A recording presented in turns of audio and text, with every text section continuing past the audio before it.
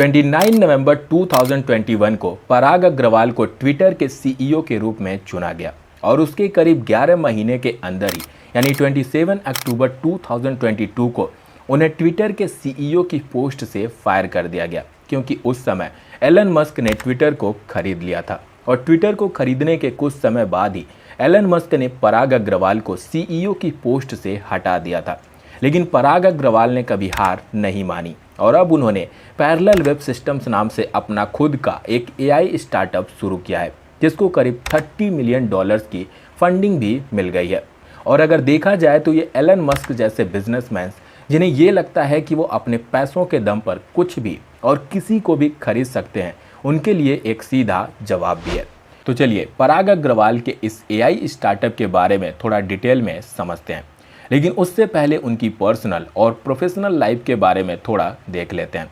तो उनका जन्म 21 मई 1984 में राजस्थान के अजमेर में हुआ था और उनके पिताजी Indian department of atomic energy में सीनियर ऑफिशियल थे और वहीं उनकी माताजी मुंबई के वीर माता जीजाबाई टेक्नोलॉजिकल इंस्टीट्यूट में इकोनॉमिक्स की प्रोफेसर रह चुकी हैं। पराग ने 2001 में मुंबई के एटॉमिक एनर्जी जूनियर कॉलेज से अपना 12th कंप्लीट किया और उसी साल इन्होंने इंटरनेशनल फिजिक्स ओलंपियाड में गोल्ड मेडल भी हासिल किया और 2005 में पराग ने आईआईटी बॉम्बे से कंप्यूटर साइंस में अपना बीटेक कंप्लीट किया और उसके बाद वो यूएस चले गए और वहाँ स्टैनफोर्ड यूनिवर्सिटी से कंप्यूटर साइंस में अपनी पीएचडी कंप्लीट की और 2006 में उन्होंने माइक्रोसॉफ्ट में एज अ रिसर्चर अपने करियर की शुरुआत की और 2011 तक उन्होंने और भी कई कंपनियों में काम किया और फाइनली 2011 में उन्होंने ट्विटर में as a software engineer join किया, जिसके 6 साल बाद अक्टूबर 2017 में ट्विटर में उन्हें as a chief technology officer appoint किया गया और फाइनली 29 नवंबर 2021 को जैक डॉर्सी ने अनाउंस किया कि वो ट्विटर के सीईओ की पोस्ट से रिजाइन कर रहे हैं और उनकी जगह पराग अग्रवाल को ट्विटर के सीईओ के रूप में असाइन किया गया। और फिर एंट्री होती है एलन मस्क की और एलन मस्क ने ट्विटर को खरीद लिया और 27 अक्टूबर 2022 को पराग अग्रवाल को सीईओ की पोस्ट से हटा दिया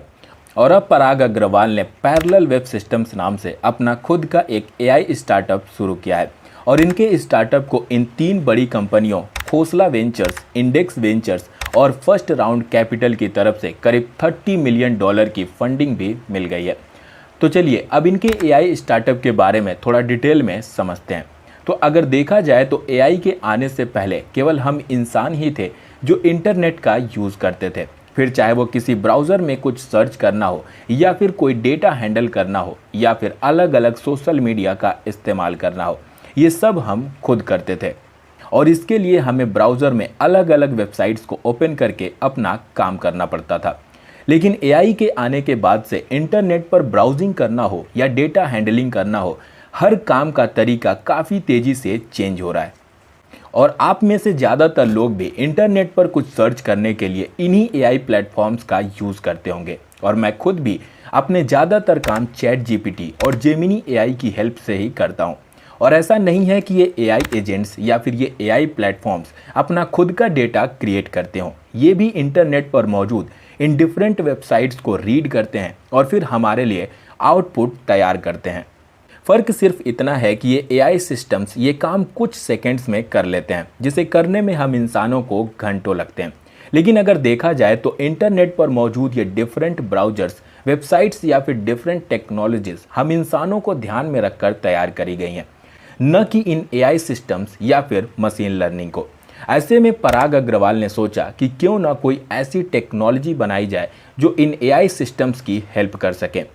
ताकि ये AI systems in public websites पर अपने रियल टाइम रिसर्च और कॉम्प्लेक्स टास्क्स को और भी एक्यूरेट और रिलायबल तरीके से कर सकें। यानी कि पराग अग्रवाल का मकसद चैट जीपीटी या जेमिनी एआई जैसा कोई एआई सिस्टम बनाने का नहीं है। उनका मेन पर्पज है एक ऐसी टेक्नोलॉजी तैयार करना जिसका यूज़ करके ये एआई कंपनियां अपने एआई सिस्टम्स को और बेहतर कर सकें, जिसके लिए उनके स्टार्टअप ने डीप रिसर्च एपीआई नाम से अपनी टेक्नोलॉजी तैयार करी है, जो कि इन डिफरेंट एआई सिस्टम्स को किसी भी कॉम्प्लेक्स टास्क को लेकर डीप रिसर्च करने में हेल्प करेगा और इन एआई सिस्टम्स द्वारा सर्च किए गए डेटा की एक्यूरेसी चेक करना हो, या फिर डेटा को ऑर्गेनाइज करना हो, या फिर उसकी ट्रांसपेरेंसी मेंटेन करना हो, इन सब कामों में ये टेक्नोलॉजी इन एआई सिस्टम्स की हेल्प करेगा। यानी कि पराग अग्रवाल की यह टेक्नोलॉजी हम आम पब्लिक को नहीं बल्कि इन एआई कंपनियों को ध्यान में रखकर तैयार किया गया है, ताकि वो इसका यूज़ करके अपने एआई सिस्टम्स को